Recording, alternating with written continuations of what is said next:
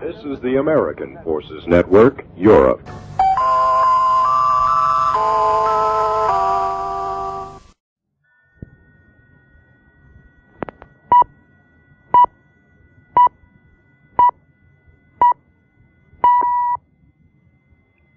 Central European time is 7 o'clock.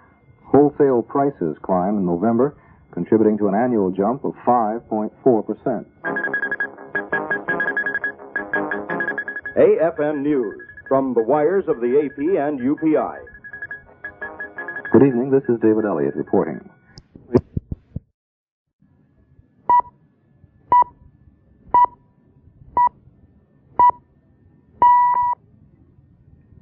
It's 10 o'clock in Central Europe.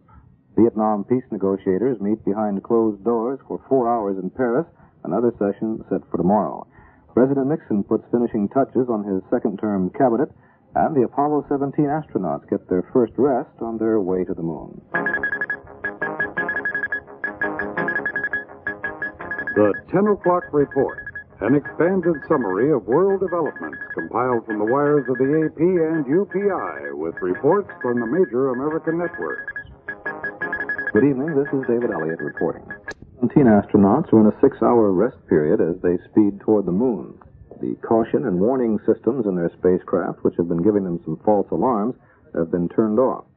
Apollo Commander Eugene Cernan is wearing a communications headset while he sleeps, so that Mission Control can awaken him if any emergency arises.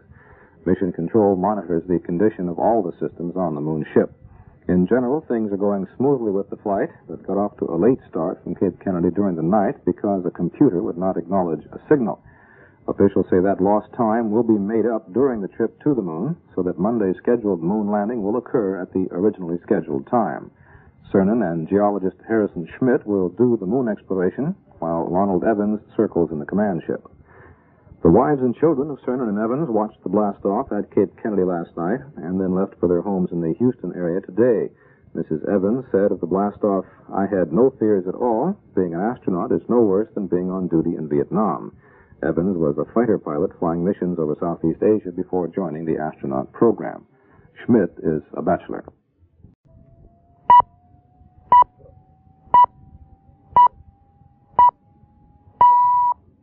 It's 7 o'clock in Central Europe. Former President Truman improving, but still in critical condition. A-OK aboard Apollo 17. Kissinger meets again with Tow, and President Nixon confers with defense officials about Vietnam. The 7 o'clock report, an expanded summary of world developments compiled from the wires of the AP and UPI with reports from the major American networks, sports, and stock market activity. Hi, and good morning, everyone. Jan Wood, AFN News reporting. Apollo 17 streaks moonward without problems as the astronauts prepare for a busy day today. It will include a possible course correction and the first in-flight check of the lunar lander, the Challenger. Astronauts Jack Schmitt and Eugene Cernan will inspect the lander while Ronald Evans remains in the Command Module America. Also today, the 3 astronauts will start a 40-minute heat flow and convection experiment. This will test the behavior of fluids in a low-gravity field. At latest report, the Manned Spacecraft Center says the Apollo 17 is performing in super fashion. Has details. After the first exhausting day, the astronauts provided proof of the old bromide that you can be too tired to sleep. 5.5 hours of sleep scheduled, only about 3 hours actually used by both Commander Gene Cernan and Command Ship pilot Ron Evans. Only Dr. Harrison Schmitt, a geologist and first scientist to head for the moon, a space rookie, said he had done better. I slept in and out. Probably totaled about 4 hours in that last period. But I feel pretty good in spite of that, and expect now that I've educated myself on how to sleep, that it'll pick up the next time around. So far, brownies, fruitcake, and sandwiches are out. The astronauts report eating less than expected, and aspirins may be in. Jack Schmitt said he is thinking about taking 2. He didn't say why. The crew has been quiet, although moonbound astronauts typically wax poetic, or at least prolific, once the moon through their window increases to grapefruit size. Steve Young, CBS News, Manned Spacecraft Center, Houston. It's 4 minutes past 7 o'clock.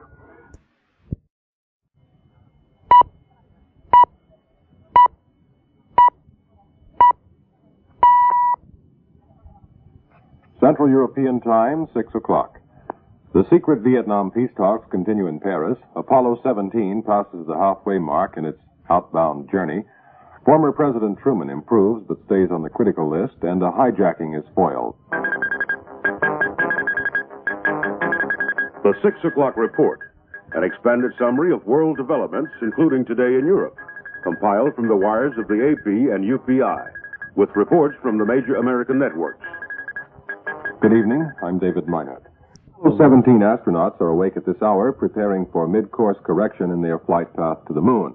CBS newsman Steve Young reports the flyers were sleeping earlier today when their spacecraft passed the midway point in its flight. The astronauts slept right through a milestone this morning, the midway point between Earth and Moon, when they were roughly 132,000 miles from each. Around midday, a mid-course correction is planned, the second listed in the flight plan, but only the first to be performed. It is to be just a gentle nudge, only a 1-second burn in the backward direction, causing an equal and opposite reaction, an increase in forward speed, in this case of about 10 feet per second. It sounds minor, but such a small change over the course of another 125,000 miles or so makes the difference between built-in safety and possible disaster. If the mid-course correction were not done, Apollo 17 would crash into the moon unless a later rocket burn occurred with greater power and precision than the one needed in the next few hours. In any case, that later maneuver, it's called Lunar Orbit Insertion, will remain part of the plan. Also important today, lunar module pilot Harrison Schmitt and Commander Gene Cernan make their first tour to check the post-launch condition of the LEM. Steve Young, CBS News, Manned Spacecraft Center, Houston.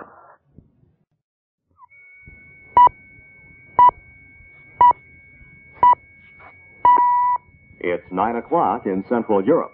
The White House announces that Richard Kleindienst will remain in his post as Attorney General.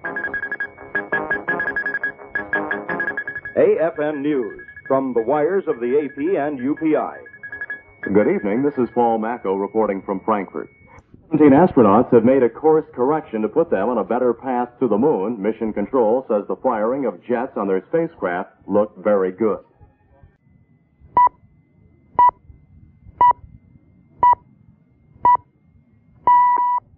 It's 10 o'clock in Central Europe. Henry Kissinger in late October and another negotiating session in Paris, and schedule a meeting for tomorrow. Truman and the minor course correction sends the Apollo 17 on a straight path to the moon. The 10 o'clock report, an expanded summary of world developments compiled from the wires of the AP and UPI, with reports from the major American networks. Good evening, John Wood, AFN News reporting. 17 astronauts have performed a 2-second burn to place them precisely on target for their arrival in lunar orbit.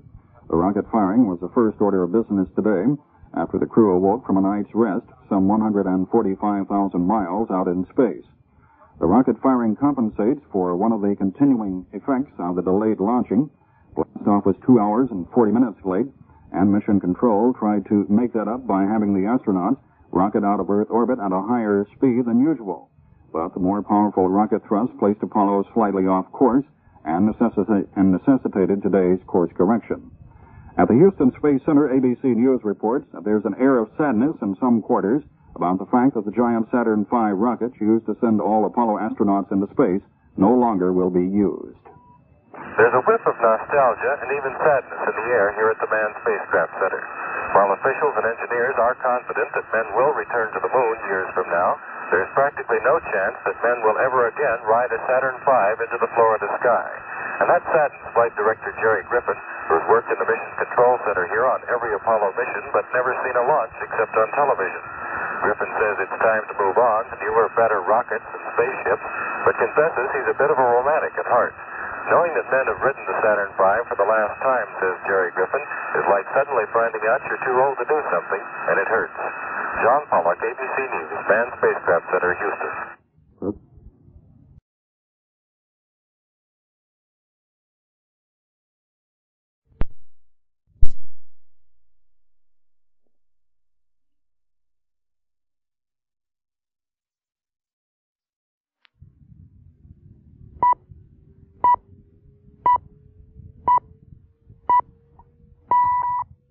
It's 10 o'clock in Central Europe. Madam Bin says American war prisoners will not be released until Saigon frees communist POWs. AFN News from the wires of the AP and UPI. John Schill reporting. 17 astronauts have settled down for their second full night in space. Before they got to sleep, Mission Control told the three that they will miss one anticipated experience. The late blastoff is going to prevent the astronauts from spending 6 hours late today and early tomorrow in the moon's dark shadow.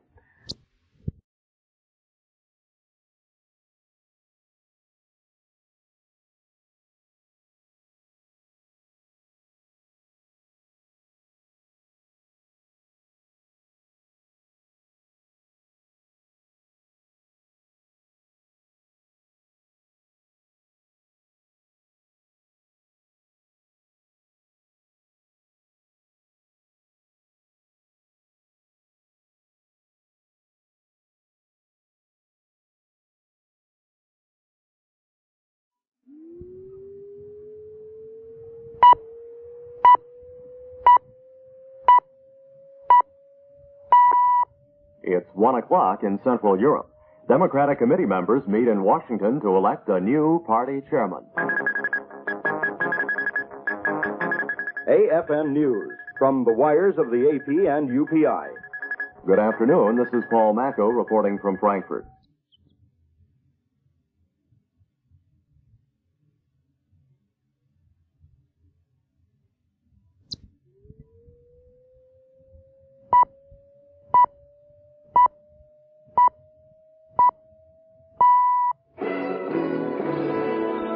Weekend World News headlines on the hour, compiled from the wires of the AP and UPI. Presidential 17 astronauts are speeding toward the moon and are expected to enter into lunar orbit tomorrow. Monday, Eugene Cernan and Harrison Schmitt will enter the lunar lander Challenger for their descent to the moon's surface. The third astronaut, Ronald Evans, will remain aboard the command ship America in orbit. Today, the astronauts will hold their last rehearsal for the landing. Cernan and Schmitt will float through a tunnel connecting the America and Challenger. They'll seal themselves off from the command ship to test oxygen and other systems.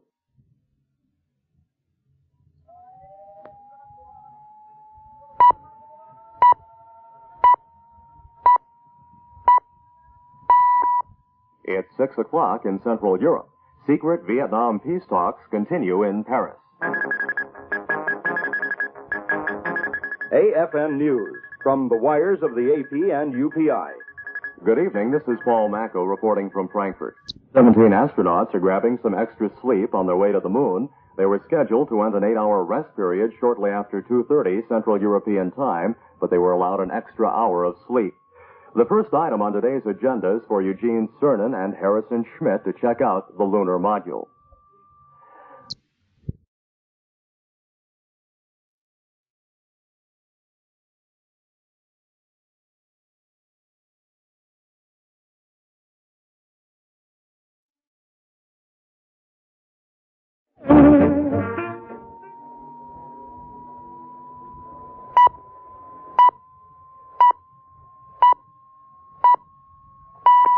It's 7 o'clock in Central Europe.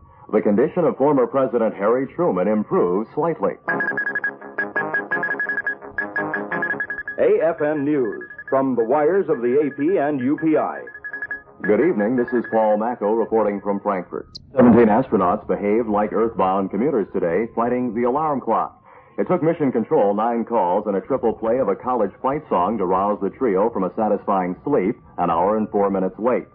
On tap later today is the final dress rehearsal for what now stands as the last scheduled U.S. moonwalk. The command ship America begins orbiting the moon tomorrow. Ronald Evans will remain circling the moon while Eugene Cernan and geologist Harrison Schmitt drop to the surface Monday in the lunar lander Challenger.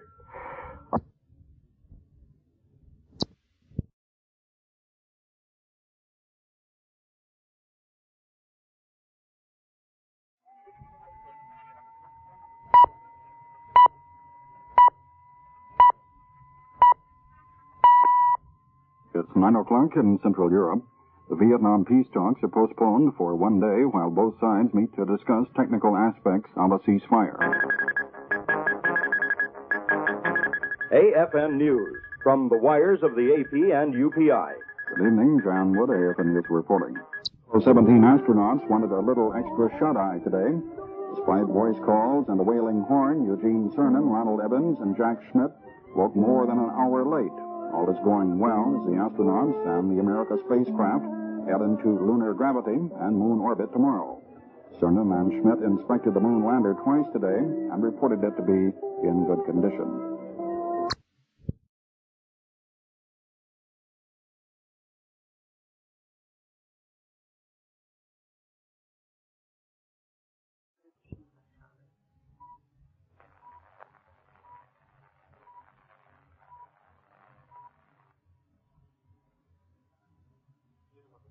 It's 1 o'clock in Central Europe.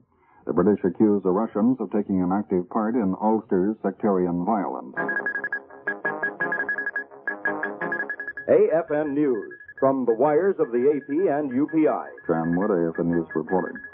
The Apollo 17 crew checked systems on America and Lunar Module Challenger in anticipation of entering lunar activity this morning. Eugene Cernan and Jack Schmidt twice checked their landing craft. Challenger is reported in great shape for Monday's descent to the moon.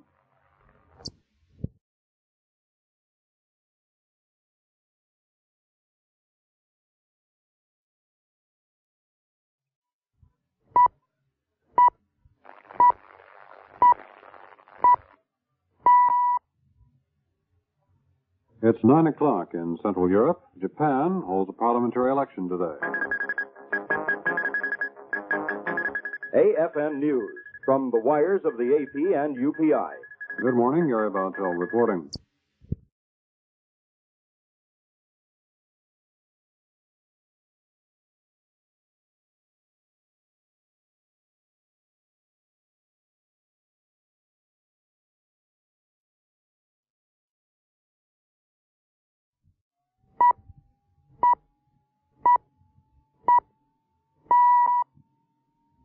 It's 10 o'clock in Central Europe. The secret Vietnam talks in recess today.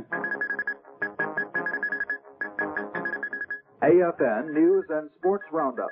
A summary of developments from the wires of the AP and UPI. First, the news. Good morning, Gary Baltel reporting. The astronauts had a busy day in space yesterday before swinging into lunar orbit this evening.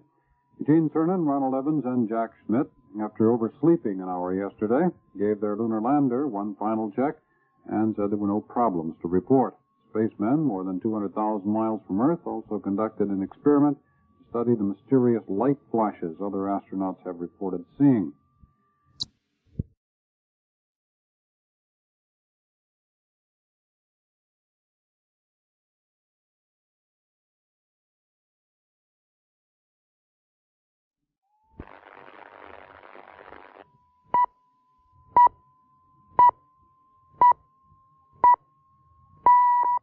It's noon in Central Europe.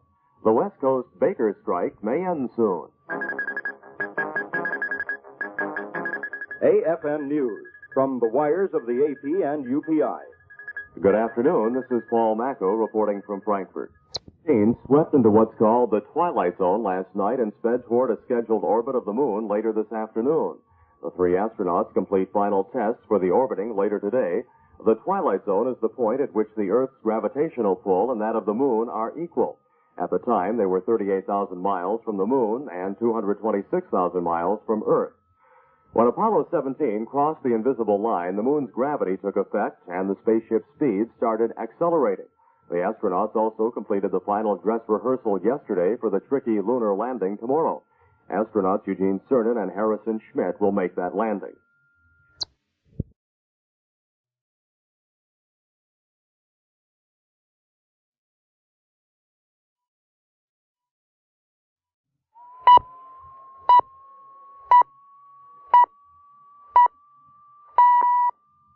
It's 1 o'clock in Central Europe. Former President Truman might be taken off the critical list later today.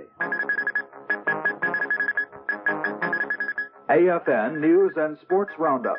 A summary of developments from the wires of the AP and UPI. First, the news.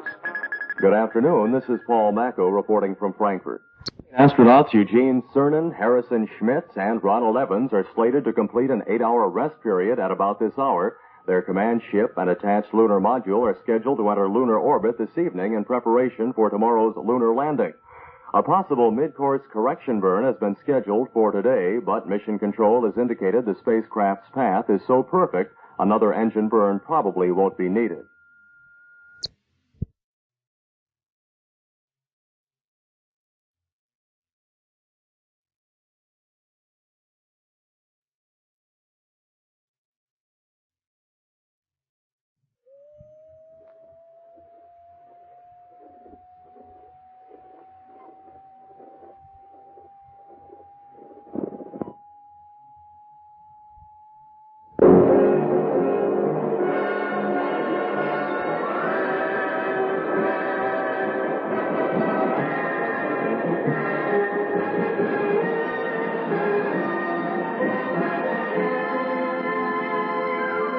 Ladies and gentlemen, stand by for your Sunday Weekend World.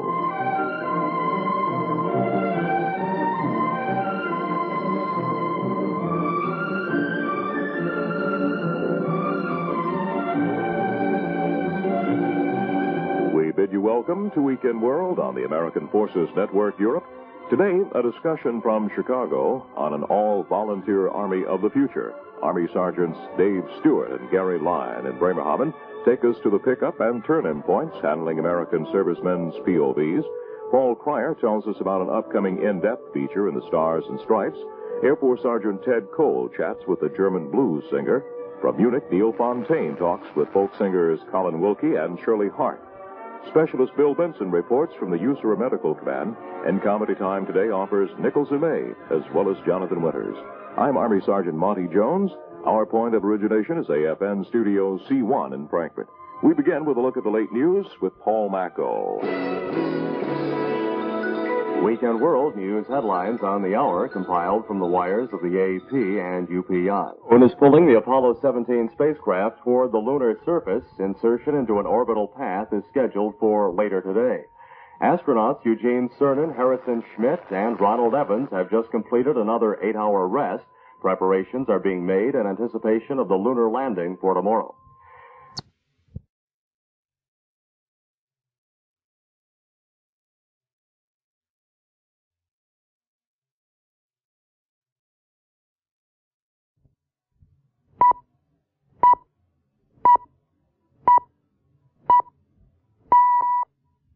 It's 6 o'clock in Central Europe. Henry Kissinger's top aide returns to Washington to brief President Nixon on the status of the private Vietnam peace talks. AFN News from the wires of the AP and UPI. John Wood, AFN News reporting. 17 crew overslept again today, but this time with the blessing of Mission Control. The men have a busy day ahead. Some ground control let them sleep an extra half hour, while the earthbound space scientists worked on what they call a minor problem in the fuel system. The Apollo 17 astronauts have one more major hurdle to clear before they set down on the lunar surface tomorrow. Space Center officials report everything in perfect order for the critical rocket firing into lunar orbit later today. Astronaut Eugene Cernan, Ronald Evans, and Jack Schmitt left the dominant influence of the Earth gravity last night, a few minutes after they began their third full night in space. Astronauts reported the lunar module in perfect working condition. Cernan and Schmitt are scheduled to perform 3 moonwalks during the 75-hour period, which they'll be on the moon. 9 years ago, the first parts for Apollo 17 started coming off the assembly lines of an industry that is now almost defunct. Thus, Apollo 17 might have been considered a last page. But Apollo 17 carried experiments for the astronaut manned Skylab flights of next year. And Apollo 17 carried experiments that relate to the future unmanned trips to Mars, to Venus, and to Jupiter in the future. Cernan, Evans, and Schmitt may be the last Americans to reach a distant celestial body for the next decade or more. Yet their Apollo 17 has just opened a whole new book on the mysteries of the universe. Merrill Mueller, ABC News, Cape Kennedy.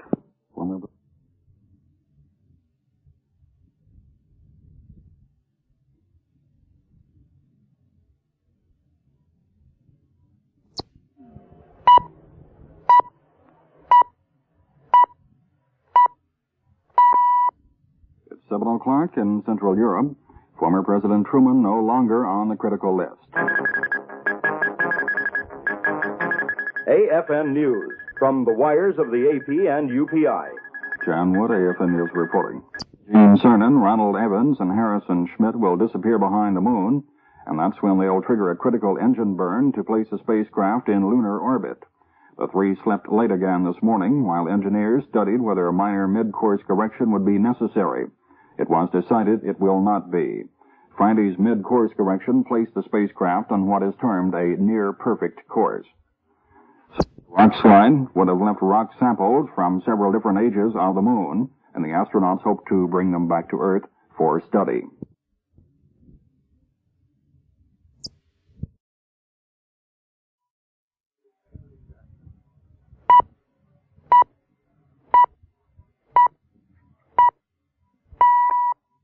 It's 8 o'clock in Central Europe. Former President Truman is taken off the critical list. AFN News from the wires of the AP and UPI. Formula 17 heads into lunar orbit today on a final U.S. moon trip that has been almost flawless except for the delayed launch last Wednesday night. UPI has a report from Cape Kennedy. The spacecraft's main engine will perform the critical burn to slow the ship while it's behind the moon. Later this afternoon, there will be the first of two descent orbit insertions when the main engine will again burn to lower the combined modules to an orbit with a low point of about 17 miles. The spent third stage S-4B will slam into the moon today with a force of 11 tons of TNT. The resultant moon quakes will be recorded by seismographs left by other Apollo missions and will provide important new information for scientists back on Earth. This is Maury Trumbull at Cape Kennedy. The spacecraft will begin passing behind the moon at 8:37 p.m. Central European Time, and a 6.5-minute engine burn will slip the astronauts into orbit. Tomorrow, Eugene Cernan and geologist Harrison Schmitt board the moon lander, separate from Ron Evans in the command ship, and drop to the moon's surface.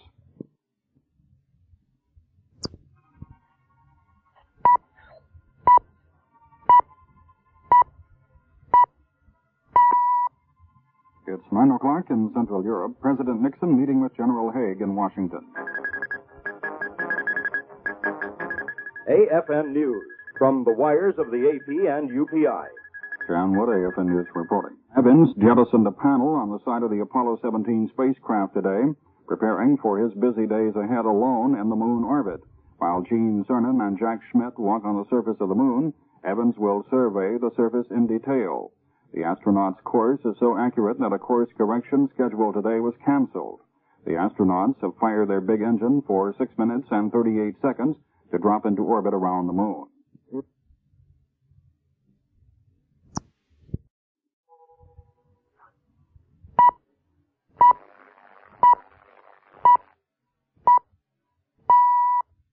It's 10 o'clock in Central Europe.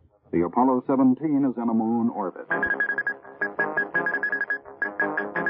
AFN News from the wires of the AP and UPI. The Apollo 17 astronauts have rocketed into orbit around the moon, ready for 6 days of scientific exploration beginning tomorrow, and man's last chance for perhaps decades to probe the mysteries on the moon. Commander Eugene Cernan reported thumbs up as Apollo 17 appeared around the eastern rim of the moon after successfully firing into orbit. Mission Control answered back, "Hello there, America, we hear you talking." Mission Control learned of the successful orbit 22 minutes after it happened, when the Apollo 17 swept around the moon and back into radio range with Earth.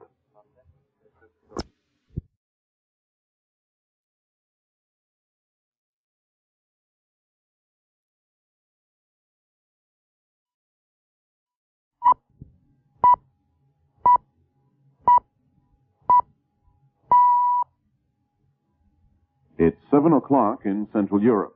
South Vietnam repeats ceasefire demands as President Nixon receives a briefing on the Paris truce talks. Apollo 17 in moon orbit ready for lunar landing later today. Japan's prime minister is assured 4 more years. Harry Truman's condition improves. British businessman kidnapped in Argentina. And another death in Northern Ireland. The 7 o'clock report. A comprehensive summary of world news and sports developments compiled from the wires of the AP and UPI, with reports from the major American networks. Good morning. This is Milt Fullerton reporting from Frankfurt. 17 spacecraft has achieved a new lower orbit around the moon in preparation for today's planned lunar landing. A brief firing of the main rocket engine early this morning, European time, put the Apollo on a path ranging between 15 and 70 miles above the surface of the moon. Astronauts Eugene Cernan and Harrison Schmitt are to descend to the moon around 9 p.m. today, Central European time, while Ronald Evans continues circling the moon in the command module. Yesterday, Cernan complained of stomach gas, but Mission Control in Houston says this discomfort should not interfere with the planned lunar exploration. The spacemen now are in an 8-hour rest period, which began, according to ABC newsman John Pollock, after the focus of the mission changed yesterday. Scientists here at the Manned Spacecraft Center are checking instruments in an effort to discover the cause of a pinpoint flash of light seen by Jack Schmitt. They're now checking to see whether a small satellite left in moon orbit by Apollo 15 was in the right place to cause the flash. And they'll be studying the signals from instruments left behind by earlier Apollo crews to measure moonquakes, which might show evidence of a meteor crashing onto the moon. But those instruments might not have recorded a small meteor's impact because they were still reacting to the crash of Apollo 17's 30,000-pound booster rocket on the moon less than 45 minutes before Jack Schmitt saw the flash of light. John Pollock, ABC News, Manned Spacecraft Center, Houston.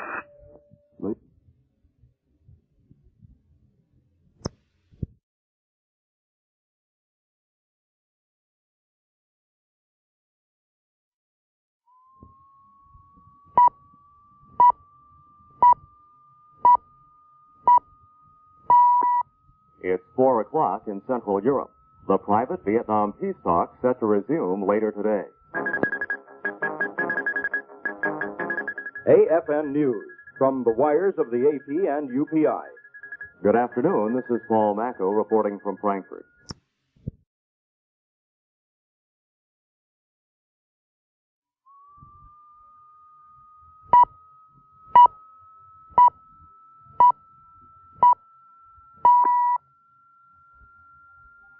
Central European time is 5 o'clock. The Apollo 17 astronauts prepare for their moon landing. AFN News, from the wires of the AP and UPI. Good afternoon, this is Bob Andresen. The two Apollo 17 astronauts who will land on the moon this evening were scheduled to have entered their landing craft about an hour and 15 minutes ago to prepare for separation from their mother ship and to descend to the moon's surface at 5 minutes before 9 tonight, Central European time. Eugene Cernan and Harrison Schmitt are to spend 75 hours exploring the moon.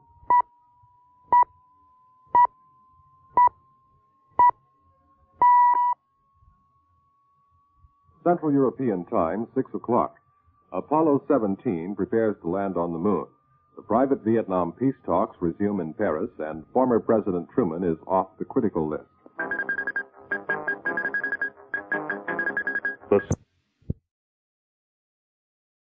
Good evening. I'm David Minot. Apollo 17 astronauts Eugene Cernan and Harrison Schmitt are preparing to become the 11th and 12th Americans to land on the moon and to last for decades to come. They are in their lunar lander, Challenger, still hooked up to the mothership America, manned by Ronald Evans, preparing for separation and descent to the lunar surface. AFN News plans to present live coverage of that separation later in this newscast, approximately 30 minutes from now. CBS newsman Steve Young reports from the Manned Spaceflight Center at Houston on what lies immediately ahead for the astronauts. Cernan, Evans, and Schmitt are still together in the command ship America, and it remains joined to the lunar lander Challenger. Both spacecraft are flying together in an elliptical orbit, roughly 17 miles from the surface at the closest, 68 miles out when farthest away. Around midday, with Cernan and Schmitt in the LEM and Evans in the command ship, the two will separate. Evans will trigger the command ship's thrusters for a brief burn that should circularize its orbit. About a half hour later, and from their lower orbit, Cernan and Schmitt will get a view of the landing site at taurus-littrow, a long valley lined by two large mountains. It is surrounded by craters with literary names, Shakespeare, for instance, Horatio, Faust, and something called Tortilla Flats. Just before 2 o'clock Eastern Time, the LEM lowers its orbit in preparation for landing. Three-quarters of an hour later, a braking burn. And if all goes well, Cernan and Schmidt will be on the surface at 2:54 p.m. Eastern Time. Steve Young, CBS News, Manned Spacecraft Center, Houston. AFN's coverage of the landing of the Challenger will begin at about 8:36 this evening, Central European Time, with landing anticipated about 20 minutes later. Schmidt, a geologist, and Cernan will spend more time on the moon, 75 hours, and cover more territory, 23 miles, than any Apollo team before them. They have two major geologic objectives.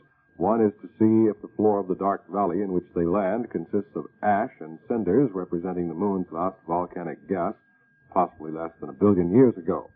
The other goal is to sample material in the surrounding mountains, which scientists believe may date back to the moon's origin 4.5 billion years ago. Lander Challenger was scheduled to separate from the Command Module America. Gene Cernan and Jack Schmidt are sealed in Challenger. If all goes well, they'll make one orbit of the moon on their own and then descend to the lunar surface about 2 hours from now. Apollo 17. Less than 2 minutes remaining now until America and Challenger separated and flying a few feet apart at this time. We'll come around the front side of the moon on the 12th lunar orbit. NASA, of course, can't confirm that separation has taken place yet until they are back in radio communication with Apollo and with the Apollo 17 ship. Ron Evans is alone in America. If all has gone well, he'll circle the moon alone for 3 days, carrying out a series of lunar orbital experiments. Cernan and Schmidt will take 3 trips on the surface of the moon in their electric-powered lunar rover. Their landing site is in a flat valley between 2 mountains and ranges. Slightly over a minute now until we should start attempting to lock up on the downlink signal from America and Challenger. The two-way communications from the spacecraft communicator for the command service module, Ken Mattingly and Ron Evans aboard America will be on a separate loop as it was last revolution. These conversations can be heard in room 161 in the Houston News Center. That's the voice of Apollo Control, keeping everybody up to date on what's happening and waiting now for Challenger and America to come around the corner of the moon. Pressurization of the decent propulsion system and check out of that system.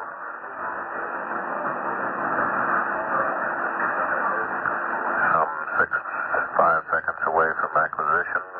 We'll stand by until network advises the flight director that they do have firm lock on. Voice of Apollo Control. We have AOS and lunar module. Let's see what we hear.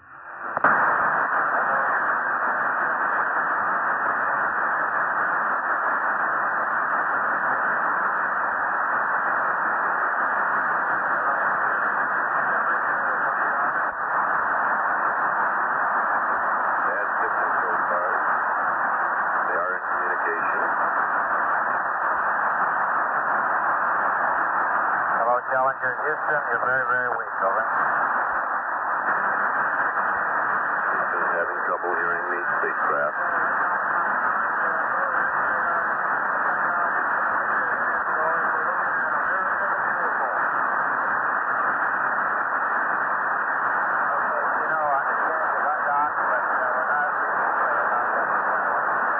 Cernan says everything looks fine and beautiful.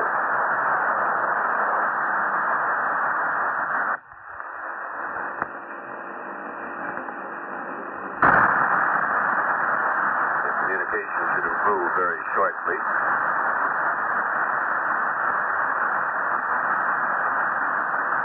So far, the word from Gene Cernan indicates the Challenger separated successfully from America. A set of heavy springs push the two spaceships apart when the latches are released.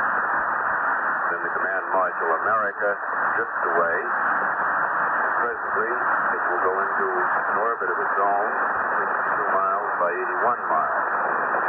Ron Evans will stay there alone for 3 days. Challenger will go into its own orbit about 8 miles high. You're listening to live coverage of Apollo 17. This is Ted Shields. Ladies and gentlemen, the American Forces Radio and Television Service proudly presents the Retirement Tune. Yes, sir. Chief Daniels is retiring next year after 25 years. I heard he was taking courses in transition training so he can get a cushy job in industry. Hey, that's great, but what was wrong with his service specialty? Industry doesn't seem to need too many torpedo men. Daniel should live pretty good, around 60% of his active base pay, and his civilian salary, too. Not bad for a bachelor. Hey, you know the bachelor's motto? No kidding around.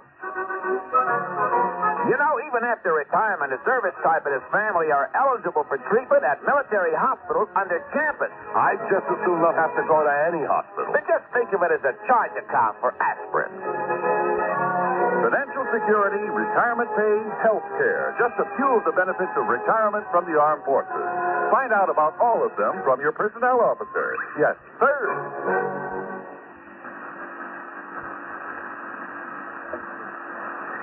America and Challenger have separated successfully behind the moon.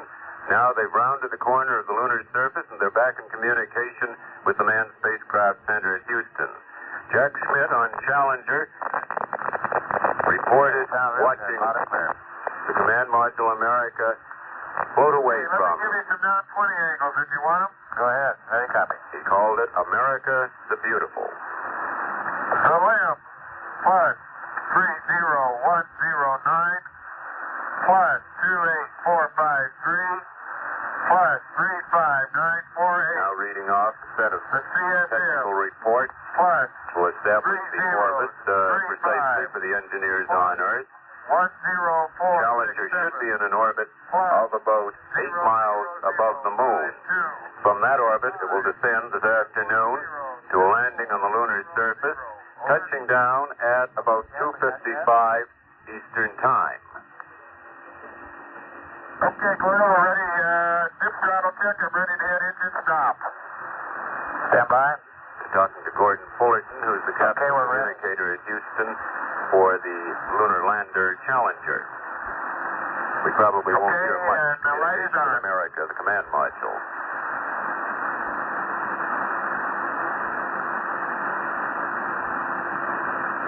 The red light is on.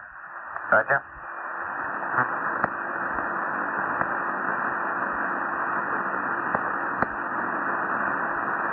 We're showing the engine on circuit breaker may be out. Would you check that?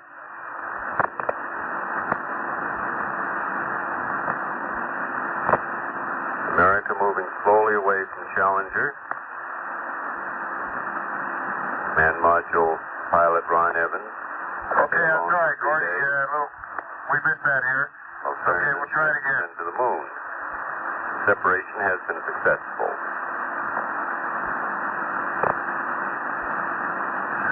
Moon landing, the sixth and last by American astronauts in this decade, now is only 2 hours away. Gene Cernan and Jack Schmidt are in the lunar lander Challenger, ready to descend to the moon's surface for 3 days of intensive scientific investigation in the taurus-littrow valley. Ron Evans, circling the moon alone in the command module America, has an equally busy program of scientific experiments. They will rejoin in about 4 days from now. You've been listening to live coverage of Apollo 17 from our space headquarters at Cape Kennedy. Ted Shields reporting. AFN's live coverage of the Apollo 17 moon mission resumes this evening at approximately 36 minutes past 8 o'clock, when the lunar module is scheduled to make its descent to the moon. The actual moon landing is scheduled for 5 minutes until 9 o'clock. That's 8:55 tonight. You'll hear it all on Nightside.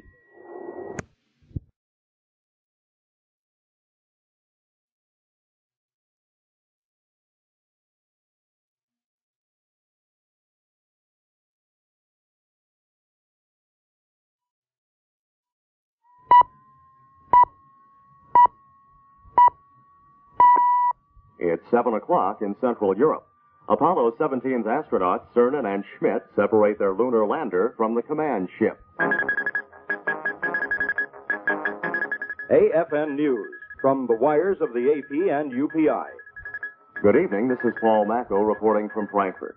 Apollo 17 astronauts Eugene Cernan and Harrison Schmidt have successfully separated their lunar module, Challenger, from the command ship and started their descent to the surface of the moon. Cernan and Schmidt are scheduled to land on the lunar surface shortly before 9 o'clock tonight, Central European Time, while astronaut Ronald Evans continues orbiting the moon in the command ship America. AFN's live coverage of what may be man's last moon landing in this century is scheduled to begin at 8:36 tonight.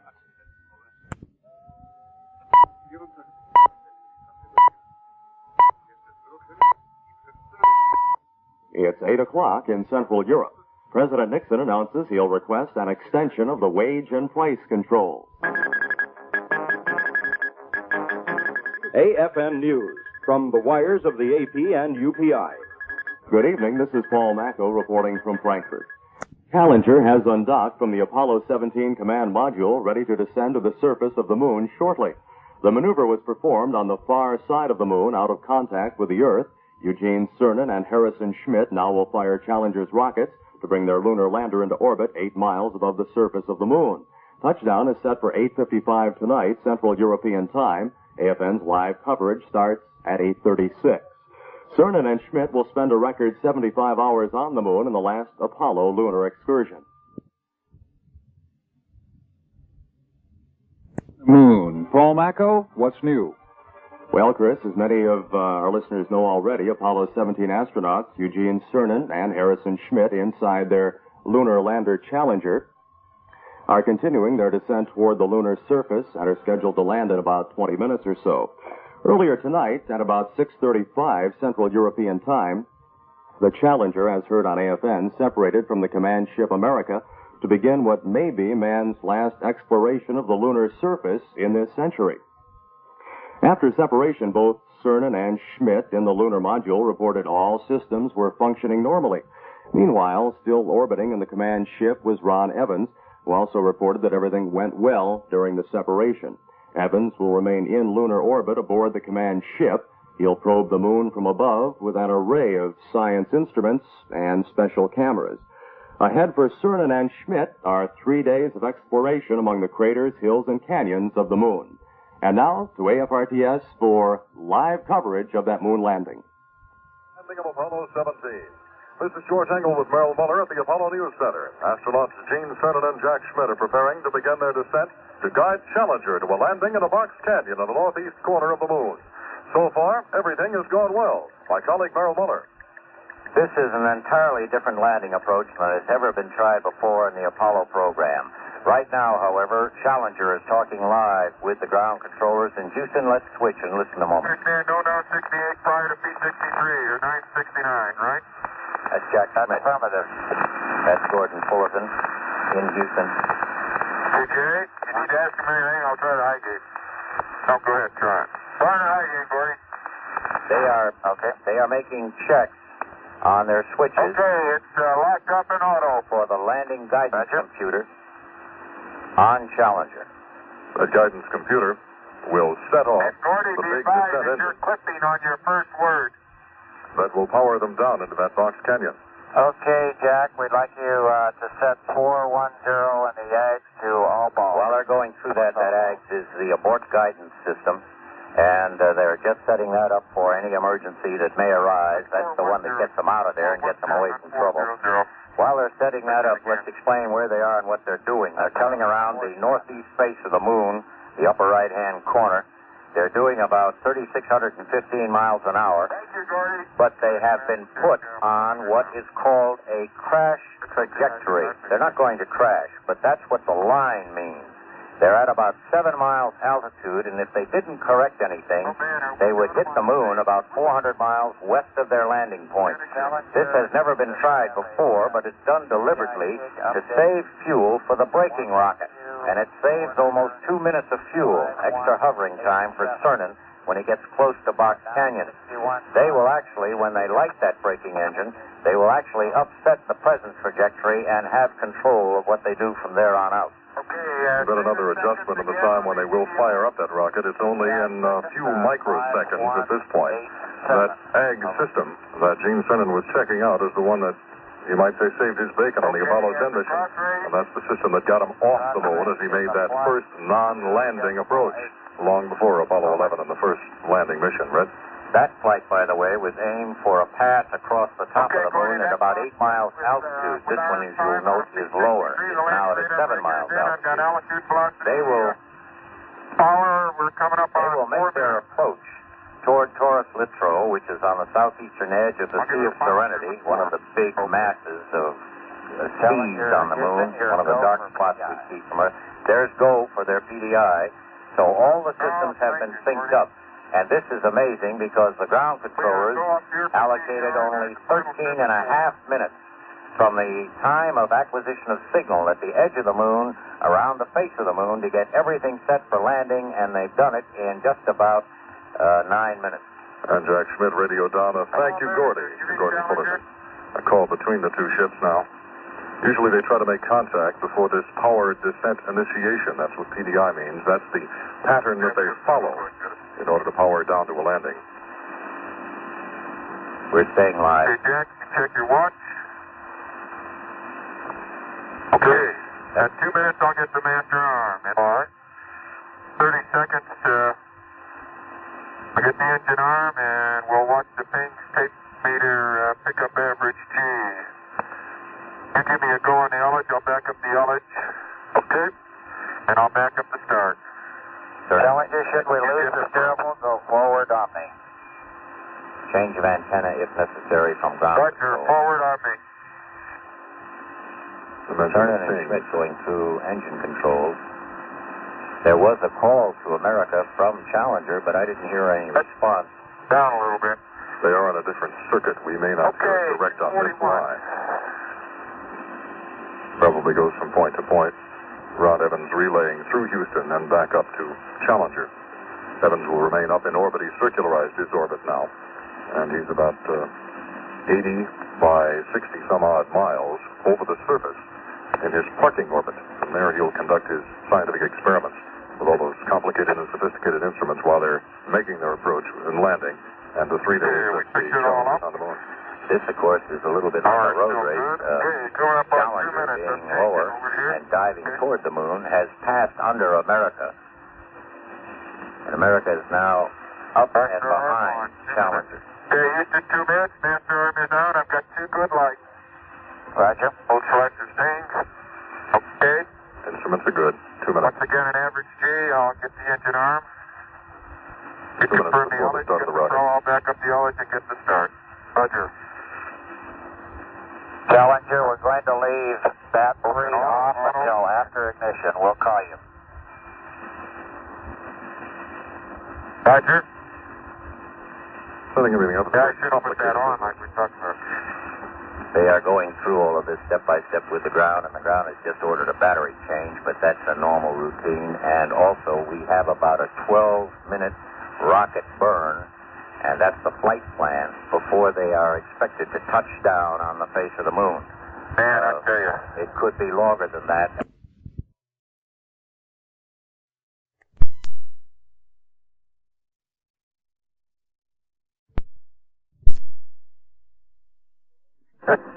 From over here. 1 minute, Houston, and we're standing by. We're go for PDI.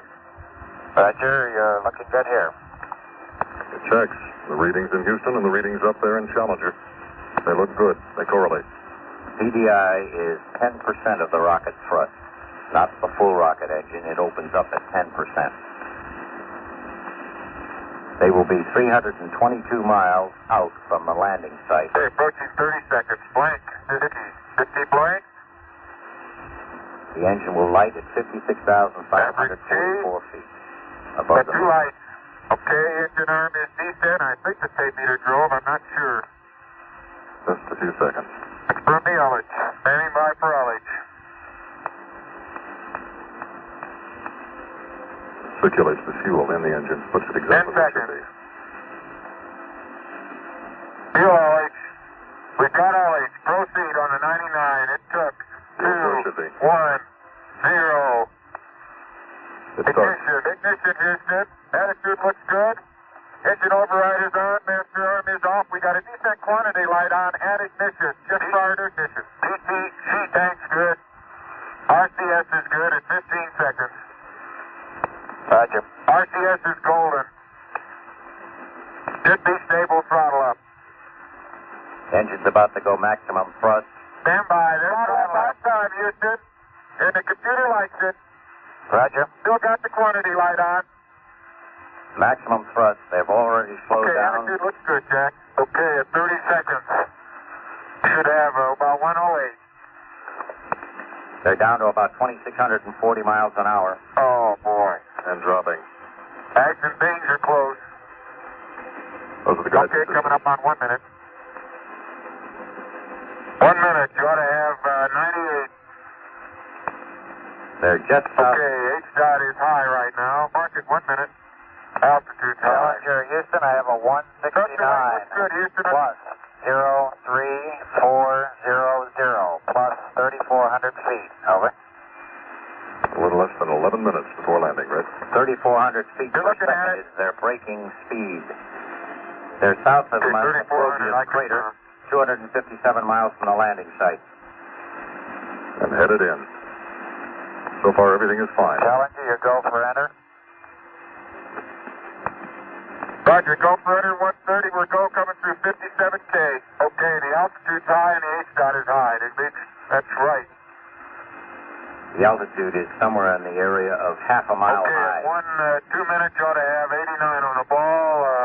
We're still 30 feet per second high in H-dot, but we're about 8,000 feet high. Challenger, Houston, we'd like you to cycle the EQGS switch off and then back on. This will adjust as they go. Okay, it's off. And it's back on. Quantity light is out. Roger, that should be good now. And Houston, okay, we have engine thrust and commanded thrust, full scale high. Roger, man, that looks good. Okay, babe, let's check them at 230. RCS looks good. Everything working perfectly. 230, I'm about 89 degrees. Cabin looks through 51.5. 89 is great. Challenger, we're catching up. Altitude. We should start dropping H-dot here a little bit. The computer guidance system automatically adjusts for inertial velocity. That's what's changing their altitude. Out of plane, and we're north. Has us north of track. Slightly north of track is where Challenger wanted to be. We're out of 49K. Should bring them across Sherlock Crater. Roger, understand, we're go. They're still just about a mile high, but they picked up half of their error. Ball number. We're still looking for the right altitude, so H-dot is high. Okay. They're beginning to pass over the Taurus mountain range, but that spreads all over the place. They're not close to the Box Canyon yet. Their reckoning comes at 4 minutes, Jack. Should have a 4 minute mark, meaning they've got 7 minutes yet to go before landing. Attitudes are good. 132 miles out. Okay, at 330, you ought to have 79. Hey, it's right on. We're still a little high, about 2,500 feet. H-dot is still high. They should be at about 40,000 feet in the next 15 or 20 seconds. We'll see how that adjusts. 109 miles to go to the landing site, and they'll begin to get their landing radar update. The tape meter moves in first and jerk both on altitude and altitude rate. Yep. Challenger, Houston, you're going 4 minutes. 7.2. As they approach the landing site and begin to drop. BD bats are 3. Okay. The landing gear. Okay, Gordo, you're off coming to 340. Roger. Over. And the radar lights are out. Beautiful.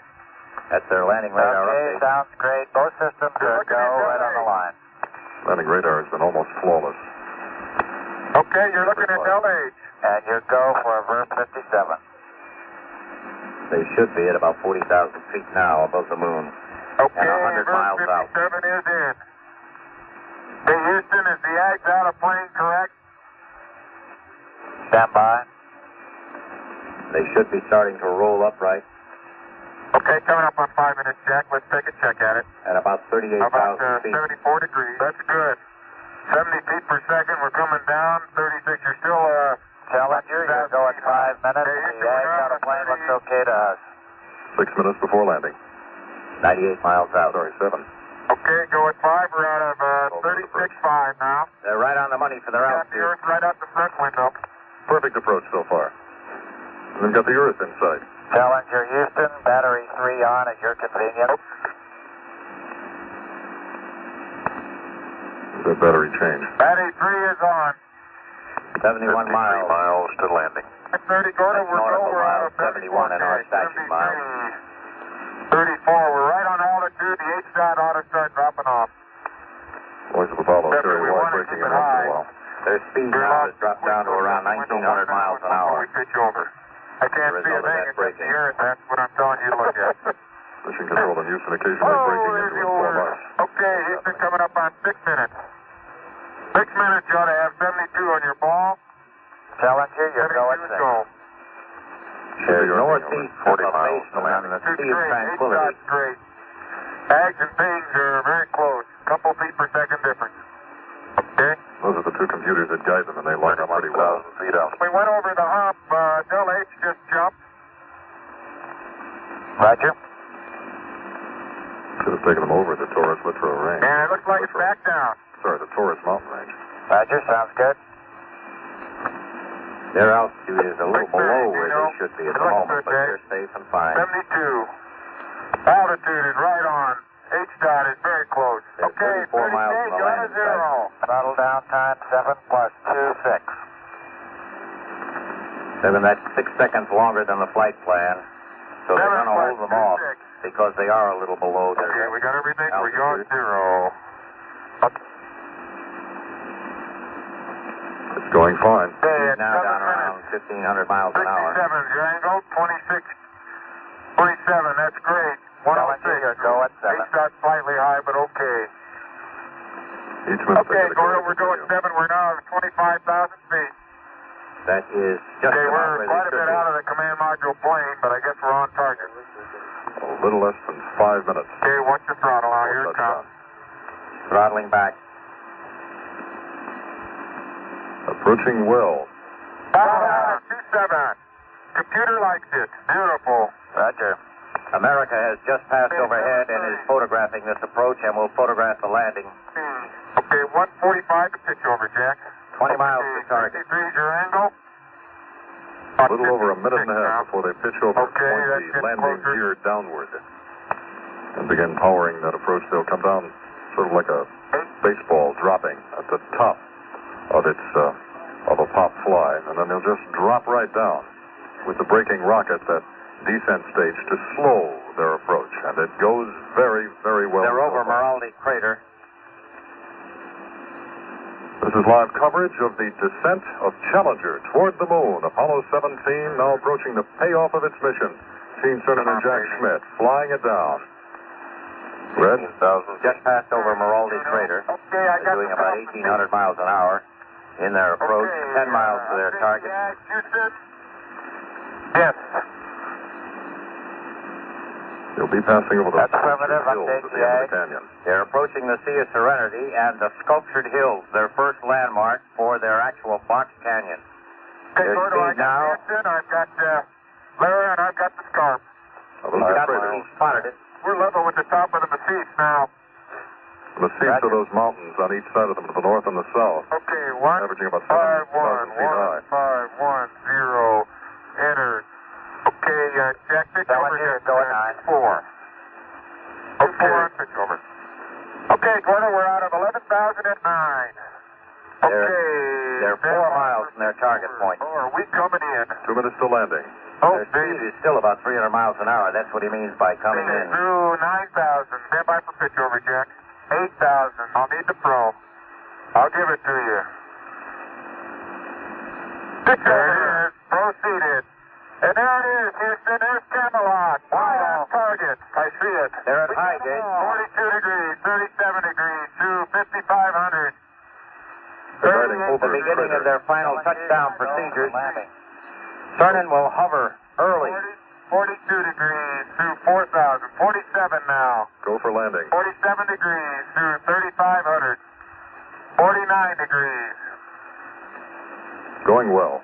Cernan will probably try to hover at around 700 feet. 53 degrees. He will then have almost 3 minutes of fuel remaining. That's the whole purpose of this. 2,500 feet, 52 degrees. You can shop around for exactly the spot he wants to set it out. H-dot is good at 2,000. H-dot is good. Fuel is good. Flight plan calls for a landing over a crater named Sherlock. He wants to land 600 feet short of the actual target and use 3 craters for eyeball reference because of the danger of black dust blowing up and blinding him. Okay, you're through 1,000. I'm taking radar altitude and pings altitude degree. Here comes the hovering point. You're through 800 feet. H-dot's a little high. See, I don't need the numbers anymore. Okay, you're 31 feet per second, going down to 500. They're below it. 25 feet per second to 400. That's a little high, Gino. Okay. 300 feet. 15 feet per second. A little high. H-dot's a little high. Okay, I've got C60. Okay. Everything's fine. This is perfect. Just okay, the approach you 9 feet wanted. per second down at 200. Still descending. Going down at 5. Got a minute. Going down at 5. Going down at 10. Cut the H-dot. It feels good. Got over a minute and a half of fuel feet, remaining. stand by for some dust. Little forward, G. Little forward a little. 90 feet. Jack Schmidt guiding it to the little forward velocity. 80 feet. Going down at 3. I haven't heard a crater identified, but he wants to be 600 feet short of the target. That's to the east of Getting a little Camelot. dust. Little dust already. 50 feet. Going down about 2. Very little dust. Very little dust. That's a surprise. 40 feet, going down at 3. Stand by for touchdown. Stand by. 25 feet, down at 2. Feels good. 20 feet. Going down at 2. 10 feet. 10 feet. Contact. On the moon. Probe is touched down. Landing gear should be touching down any second. They've got it. Engine stop. Engine arm. Proceed. Command override off. Boat control ahead. Hold. King's auto. It took Cernan exactly 2 seconds beyond the flight plan. That's an awful good pilot. That's super. Okay, 2 seconds longer than that flight plan to make a perfect landing and pick a smooth spot. Let's hear their description. They're going to look around as soon as they get a chance. Oh, you said shut down. I shut down and we dropped, didn't we? Yes, sir. But we is here. Man, is we here. How's that look? Pressures look great. Tank 2's down just a little bit before. The engine override is on. Manifold is great. Manifold's right on. Go to jets. Okay, I am jets. Okay, that side's complete. Houston, you can tell America that Challenger is a taurus-littrow. We'll do it. That information to be passed on up to Ron Evans in the command ship America. Great. Ron, I had the meatball all the way. Beautiful. And Jack, are we going to have some night boulders in this area? Okay, the old camera's off. Okay. That beautiful came from Ron. Landing radar breaker open. Checking the water. And Gordy, acid tank 1, we started out a little low. It's still same place. That's water. Roger, Jack. Batteries look good. They'll get a go on staying on the moon very shortly. That last drop. Oh, man, look at that rock out there. Absolutely incredible. That's the professional geologist. Absolutely incredible. Sounds dispassionate, I can see the rim of Camelot. Roger. Epic moment of my life. Where'd you land? You never let me look outside at all. Hey, you can see the boulder tracks. Okay, Gordy, we're standing by for your go. We're looking good on board. Okay, you're looking great here. So there, boulders all over those masses.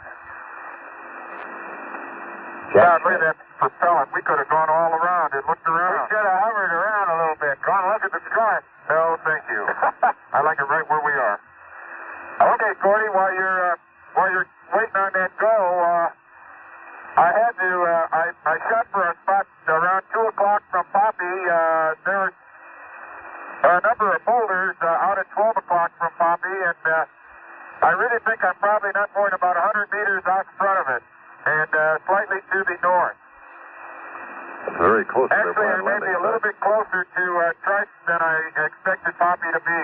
I think I've got Triton right out the left window.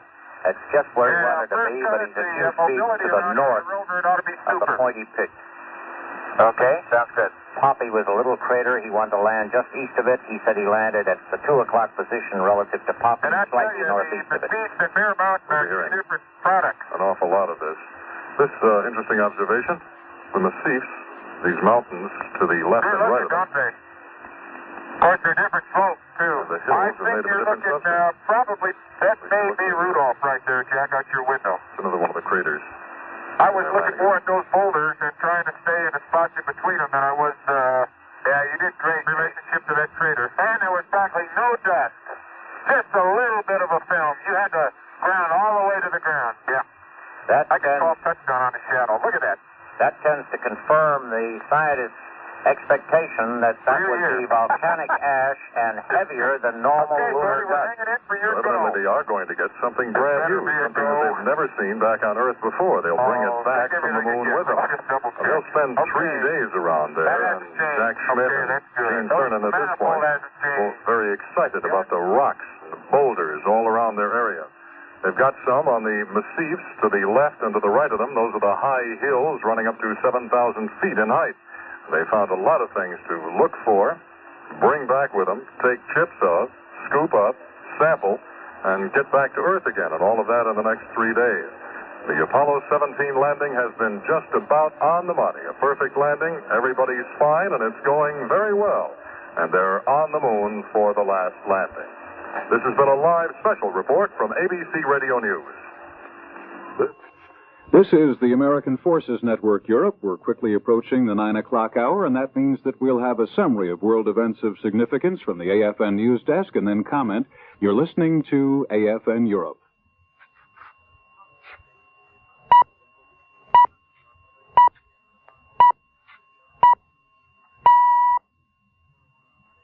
It's 9 o'clock in Central Europe. Apollo 17 is on the moon. AFN News, from the wires of the AP and UPI. Good evening, this is David Elliott reporting.